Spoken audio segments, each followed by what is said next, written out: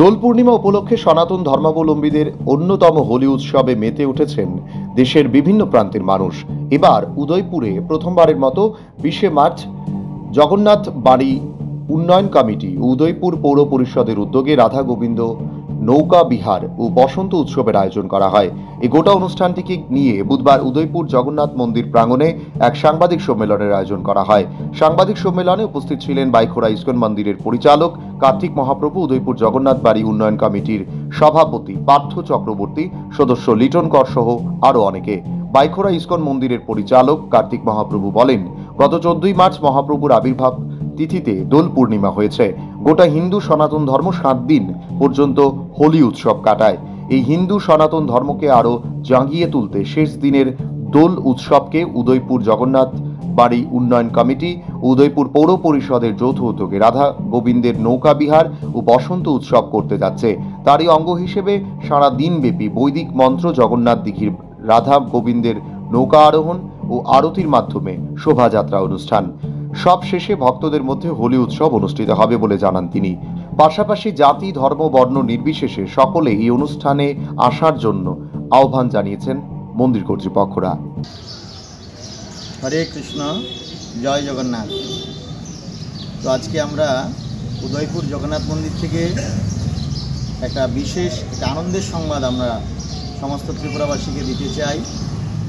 আপনারা সকলেই অবগত আছেন, গত 14ই মার্চ মহাপ্রভুর আবির্ভাব তিথি দোল পূর্ণিমা মহোৎসব গেছে। তো আমাদের হিন্দু কালচার অনুযায়ী 7 দিন পর্যন্ত আমরা হোলি মানাই।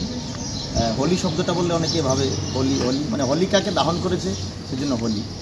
এইবারে আমাদের জগন্নাথ মন্দির, উদয়পুর জগন্নাথ বাড়ির কমিটি এবং উদয়পুর মিউনিসিপ্যাল কাউন্সিল যৌথ উদ্যোগে একটা কর্মসূচি হাতে নিয়েছেন, যেটা উদয়পুরের বুকেই প্রথমবার একটা বসন্ত উৎসব আয়োজন করেছেন। আগামী 20 তারিখ রোজ বৃহস্পতিবার সকাল 8টা থেকে একটা প্রোগ্রাম শুরু হবে। প্রোগ্রাম সূচিটা আমি আপনাদের জানিয়ে দিচ্ছি।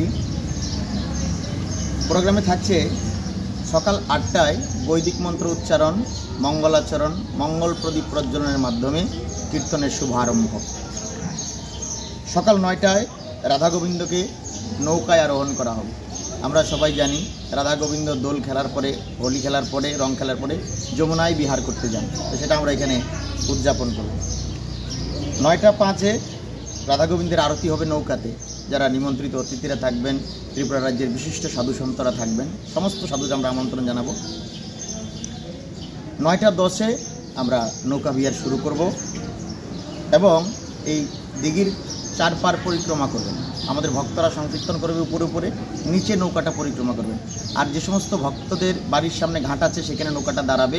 আপনারা চাইলে রাধা গোবিন্দকে পুষ্প অর্ঘ্য নিবেদন করতে পারেন, পুষ্প মিষ্টি নিবেদন করতে পারেন, আরতি নিবেদন করতে পারেন। প্রত্যেকটা ঘাটে 1 মিনিট 2 মিনিট করে দাঁড়াবে। নৌকা বিহার পরিক্রমান্তে যখন আমরা একবার পরিক্রমা করে রাধা গোবিন্দকে মূল ঘাটে নিয়ে আসবো, সেখান থেকে জগন্নাথ মন্দিরে রাধা গোবিন্দ চলে আসবেন। সেখানে ঠাকুরজির মঙ্গল ভোগারতি হবে, কীর্তন হবে এবং এখানে হোলি খেলা হবে সমস্ত ভক্তদের নিয়ে। এটা কিন্তু মিস করবেন না আপনারা কেউ। সাধু সন্তদের নিয়ে ত্রিপুরা রাজ্যের সব সাধু সন্তরা আমরা আমন্ত্রণ জানাবো। যারাই আসবে এখানে ভক্তবৃন্দ সবাই থাকবেন। থেকে আমরা দোল উৎসব এই উদযাপন করব, হোলি খেলবো, আবির খেলবো, ঠাকুরকে আবির দেব এবং সবশেষে মহাপ্রসাদ বিতরণ করবে। আমার সঙ্গে আজকে যারা রয়েছেন জগন্নাথ বাড়ি উন্নয়ন কমিটি বা এই ফেস্টিভ্যালের, এই যে বসন্ত উৎসব ফেস্টিভ্যালের সভাপতি আমাদের পার্থ চক্রবর্তী মহোদয় এবং জগন্নাথ মন্দিরের এই বিশিষ্ট একজন কর্মকর্তা লিটন কর এবং প্রদীপ বাবু, আমাদের আরাধন প্রভু, আরও সাধু সন্তরা রয়েছেন, আমাদের রণবীর ভট্টাচার্য, সবাই রণবীর দাস।